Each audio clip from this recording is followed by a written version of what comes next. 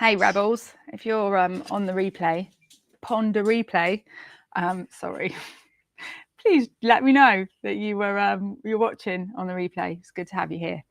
I'll be honest, I've had to force myself to go live this morning. I am not feeling it. There's a couple of positive things. There's good actually. Something really bad has just happened, and I'm thinking about the positive. That's got to be a good sign that I am growing and becoming more healed and less catastrophic thinking. But no, it's been a really shit morning. I'm not going to lie. It was fine up until about an hour ago when two boys knocked on our front door. And they knocked on our front door. Damn it. I'm trying to share this into the... Let me just do that first. Just bear with. Sorry. I know it's boring. I don't know. This is probably going to be boring anyway. So I don't know why I'm apologizing. Let me just share this into the Rebellious Business Network. Share more options. Share to group. Rebellious Business Network, where all my rebels are. And if you're not in there, you need to get in there because it's the best place to be. Such an awesome group of people. So it says waiting for live video signal. I don't know if that means we're not live. If this is not meant to be live, then it's not meant to be live. I'm just going to share anyway. This is day 5 of going live anyway. I called it going live anyway because my life is messy. I'm not going to say my life is... ChatGPT's been writing captions. It's like, my life's a mess. My life is not a mess. My life is amazing. I'm so grateful for my life. I've got the most incredible husband beside me. I've got 4 amazing kids. I've got a dog called Pedro. We live in a gorgeous house. Like, life is good, but life is messy, right? Do you resonate with that? Life is good, but life is messy. It's messy, it's busy, it's crazy. I've got every excuse in the world to not show up. And so that's why I'm doing these lives. This morning, I've got the biggest excuse I've had so far. It's day 5. I think it's day 5. It might be day 6. I think it's day 5. What day is it? It's Thursday. Yeah, I think it's day 5. And basically, these kids knocked on the door this morning to let me know that they'd just seen my eldest daughter vaping. And we've had a bit of a rough time over the last couple of years since we moved here, actually, from the countryside to the city. And she started secondary school. It coincided with her starting secondary school. And well, that's been fun.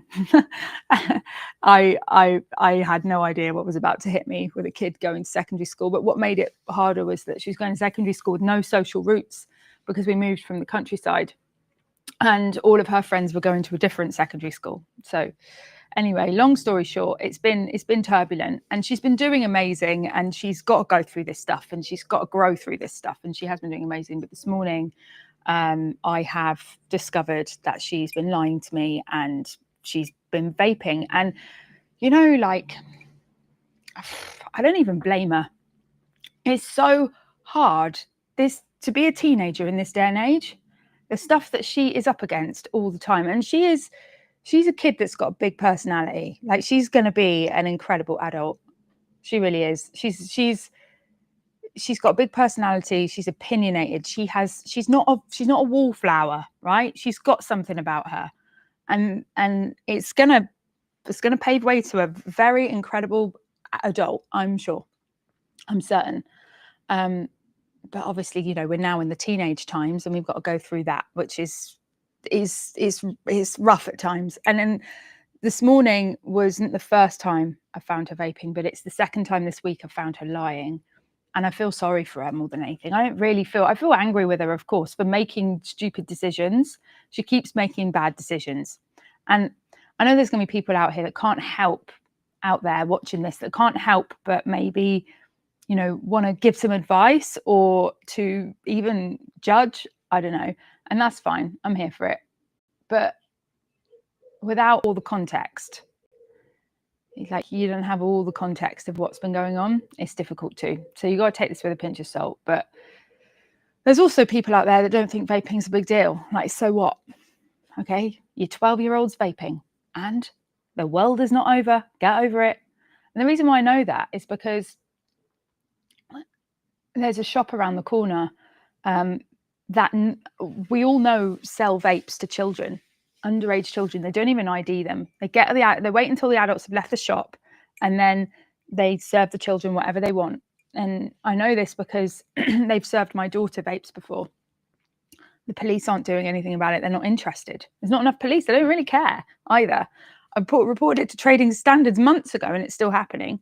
And I put it in a community Facebook group, and all I got was backlash for it. People thinking that I was awful for advertising the place on one side. And also I had some people thanking me for letting them know where their niece and daughter and friends could buy vapes from.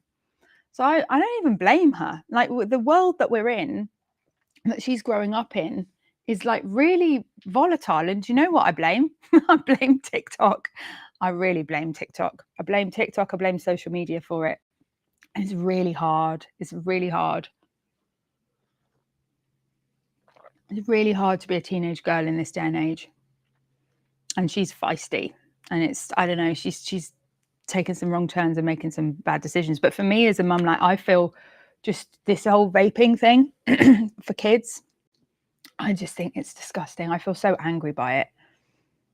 I mean, I used to smoke. I had a turbulent teenage years, right? By the way, look, I'm apologizing because I'm not bringing the marketing wisdom this morning. I would be inauthentic to sit here and go, right, here's how you find clients on the internet. Because right now I'm just not there. Like, I just can't get into it. I'm going live because I promised myself I would, and that's why. And so I'm just going to talk about what I'm going through this morning. But yeah, apologies. I'm not really going to be answering any marketing questions right now. By this afternoon, we might be all right. But right now, I just need to hold space for this. But if you're watching on the live, and if you've got anything to share with me, drop it in the chat. I would love to hear it. And hey, if you're on the replay. So yeah, the world that these kids are growing up in right now it's really tough, because the childhood is just getting sucked away from them. Like, it's really, really sad to see. I had turbulent teenage years. Like, I went off the rails. I'm not exactly, coming from a place of, oh, well, I was a perfect kid, and so you should be a perfect kid. Like, it was tough. And maybe I've had thoughts like, maybe this is like, I've got to experience that as a kid, and now I've got to experience that as a parent with a kid that's going to be that turbulent. I hope that she doesn't go as turbulent as me. But what I do know is that it doesn't, I think that as long as I stay grounded, I stay here for her, I stay full of love for her, I keep showing up for her, and I weather the storms with her as someone who is stable and strong, that will help. That's going to help, isn't it? I hope it gives her something to come back to if she does go off the rails, but she might not be going off the rails, so that's great. But this morning I found her vaping, and I feel really, really upset by it, and I don't even blame her for it. Like, this society that we're living in, I don't know how kids can get through it without doing stuff like that. And TikTok is just the worst. Like, it's really bad. Snapchat as well. Snapchat's horrendous. Really, really awful for kids, because Snapchat I hate because of the map. They're all shown live on a map, like where they are. So if anyone wanted to follow your kid, all they've got to do is make friends with them on Snapchat, and then they can see exactly where they are on a map. That's flipping dangerous, isn't it? Since when did we think that was a good idea? And it's uncool to not have your map turned on as well. Like, if you have your map turned off, then you're a bit of a loser. And the snap streak, like, they've got streaks on TikTok now as well. I mean, streaks on Duolingo, great idea. Get us coming back to learn a bit more Spanish on a daily basis. Streaks on Snapchat and on TikTok is just ways to make it more addictive for children, because I don't know if you know about this, but if you don't, here we go. A streak is where you've got to go and do an action every single day. And so the way they've done this is really smart, is that you have streaks between friends. So you and a friend will keep your streak up for having sent a photo to each other every day. And if you send a photo to each other every day for 30 days, then you've got a 30-day streak, 60-day streak. If you break that streak, then it's like, oh. So like, kids in the playground are like, what's your longest streak? Like, that it's like currency for being cool, like what your longest streak is. And if you try and like take these streaks away from kids, like, they can have like full-blown meltdowns, like fully lose their shit, because they're going to lose their streak, which means that they're going to lose their cred in front of God, I sounded well old then. Cred. Can't believe I said that. So yeah, and then you've got that on TikTok as well. These streaks that keep people on there. So they're, and we all know what it's like. You know, you can't be on Facebook or YouTube or Instagram, let alone TikTok. I don't know about Snapchat, for like 5 seconds without getting sucked into the scroll. Like, I'm really conscious of it. I have this thing like, don't get sucked in. It's like there's like a plug hole and you're just getting sucked down it, right? And it's like, don't get sucked into the scroll, because that could be like half an hour of your time just gone watching these rubbish videos. And so, yeah, like the stuff that's coming up in that algorithm, and these girls of like 12 years old, they're all like dancing like this in front of the camera. It's all like, and it's so sexualized. So sexualized. The lashes they want to wear, the makeup they want to wear, the dances on TikTok they want to do, the sexualized music they're singing. But like some of it, my brother sent me a video that she was dancing to, and it was like absolutely disgusting, like awful. It was singing about drugs and it was singing about pussy. And I was like, okay, you got to take that down. Like, that is inappropriate. We're not doing that. And that is literally the shit that they're exposed to every day on social media. So what do we expect? It's really hard. Like, how are they going to stay grounded throughout that? It's like having all this crap thrown at you on a daily basis, and you think, well, don't give your daughter a phone then. Well, she hasn't actually got a phone. She hasn't got one. She hasn't had one since February. When we had a mental health crisis, the phone had to go because I needed to protect her mental health. And it's crept back in again because she's had a little iPad and she's been watching TikTok. I swear to God, that's probably what it is. And we're at the point where that's now got to be probably taken away again. And she's going to have a meltdown. I'm looking forward to that this evening. It's going to be really fun. So yeah, we're living in this world where it's really, really challenging to be a teenager. And I've got no idea what it's going to get to with AI as well. Like, what's going to happen with that? I mean, flipping out. I don't even know. Like, I'm not even aware. Like, I am still very naive as to what is about to happen in schools because of all of that. I really am. Hey, Agazi, we've got a few people watching. This is a bit depressing. I'm not in a good mood. I've just caught my daughter vaping this morning, and I'm going live anyway because I've committed to do it, but I really don't feel like it. So about this vaping, though, it is disgusting. Like, it's marketed to kids, right? And then on top of that, there's just no way of stopping it. Like, I feel like it's like a tsunami. Like, how do you stop it? How do you flip and stop a tsunami? I have no idea. Because when you've got shops that are selling to kids knowingly, right? They're literally, I swear to God, we've caught this shop multiple times selling vapes to children. They're under the counter vapes, and ones that aren't even on the shelf, right? And they take the money under the counter. And like, there is just no, I don't know how to stop them. The police aren't interested and the council aren't interested. Okay, so fine. So you like, the shop is there and it's knowingly doing that. And then you've got kids that are vaping, and then, you know, we might think, well, what's the big deal? It's only vaping. But I just feel like it paves its way to like other things. It's an addiction, you know, and addictions pave the way to other negative behaviors that really, also she's 12. Like, these kids are vaping younger and younger and younger. They're getting addicted to something younger and younger. And that is going to affect the behavior at school, not being able to learn, because the only thing they can think about is, where am I getting my next vape from? Where am I going to get my next fiver from? And then what, like, kids can't afford that habit. Like, how is she going to pay for it? How are they paying for it? What is it going to get to the point where stealing things, or, you know, spending all their birthday money on that? Man, it's so sad. It's really sad. It really, really is. So yeah, anyway. I don't really know what the answer is, but if you're dealing with a teenager and you're also going through the same kind of shit, then, I mean, she's not even a teenager yet. She's 12. God knows what's coming. I got another one that's just turned 11. I've got a boy that's 10. Like, oh God, talking of tsunamis, we have a tsunami of teenage hormones. Jesus Lord.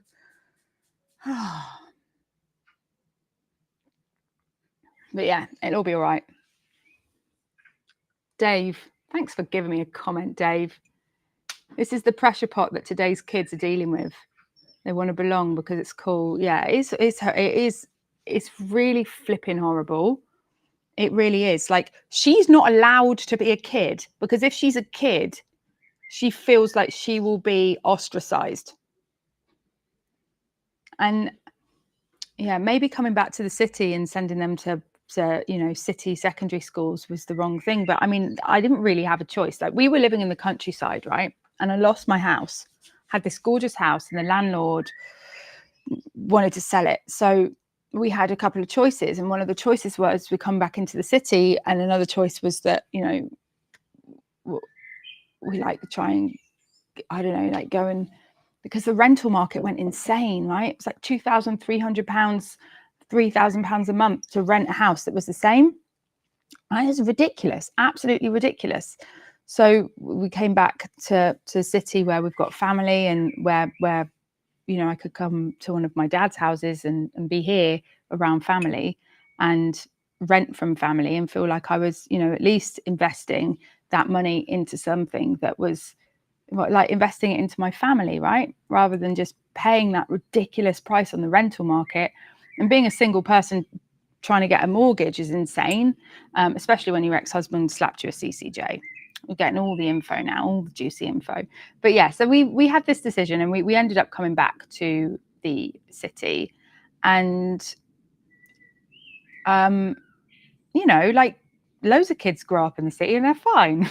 It's not like, but my mum has scared me so much about raising them in the city, and I think that's the thing. It's like, she's like, I had to take my boys out of the city, and I felt like I was losing them to this, and I hear it. It's really, really challenging. I don't know if the secondary schools in the city are harsher than, and the thing is that I don't know what the secondary schools are like in the country. Haven't experienced it, and I don't know if it's just my daughter's experience, because I'm sure there's loads of other kids in her school that are having a great experience, right?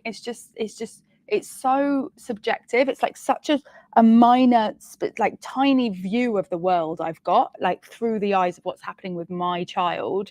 Like, I can't have a broad perspective without talking to loads of people and like getting loads of research and seeing statistically what's happening. And I haven't done that research, so I don't know. And so I'm kind of like in this place where I'm always stuck and lost, like not knowing, is this the right decision? Is that the right decision? Someone's putting their opinion on me about city schools, but that's not everyone's experience, surely, because we would be in like a dire situation if it was. Like, so it's really, really challenging, like navigating what's the right decision to make. And I've actually just taken the decision to send my next daughter to a different school, which was a really, really hard decision to make. And so there's, you're constantly navigating all these things. And I think this is part of the reason why I wanted to go live anyway. Like, life is not flipping easy. I do not want, I could have so put on a mask and come on here and answered the next question on my list, which is like, how do you get clients from other people's Facebook groups, or how do you get results from networking events? Or, I mean, I've even got resistance to remembering what the questions are, but I could have done it. I could have showed up here and I could have gone, right, I'm gonna put a mask on, I'm gonna just do it anyway and bring the value. But that's actually not the point of why I'm wanting to go live anyway. I'm wanting to go live anyway to just be and own it, and the fact, I'm not feeling good right now. If I was to put that mask on and fake it, well, it's not really helping. It's not really the point of this. So yeah, I'm not. So anyway, there is no structure to this talk. This is not a talk. It's just me keeping up a commitment and going live anyway. I'd love to hear from you guys though. Is anyone dealing with teenagers? Has anyone got any wisdom to impart? Can anyone just let me know that it's going to be okay? That she's going to be fine? Has anyone got any experience with helping teenagers with vaping, helping them stop? Do I just accept it and just let her do it?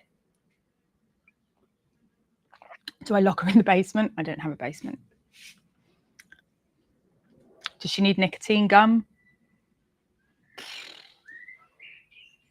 I have no idea. I don't know how to handle it. I'm going to have to get some advice. I haven't had a second to process this. Like, I got in at 2 minutes to 9 and it's time to go live. So I've just gone live and here I am rambling. So maybe we should end the stream. Lots of love, guys. Have an amazing rest of your day, and I will see you at Something Rebellious.